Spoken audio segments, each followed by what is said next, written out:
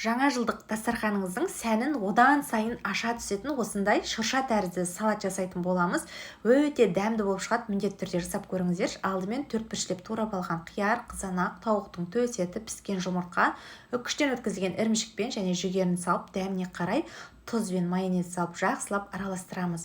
Тауықтың төс еті менде копченый түрін қолдандым. Осы копчениймен әлде қайда дәмдірек болып шығады.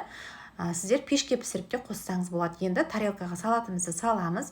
Менде дәл осы тарелкамен 4 тарелка салат шықты. Енді қасықпен тегістеп отырып осылай шыршаның бейнесін жасаймыз.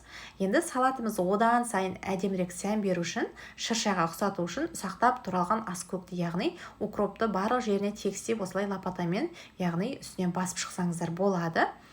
Және одан сайын салатымызға әдемі шыршаға ұқсату үшін тағы да осылай майонезбен кондитерлік мешокқа салып, немесе кез келген мешокпен осылай әдемілеп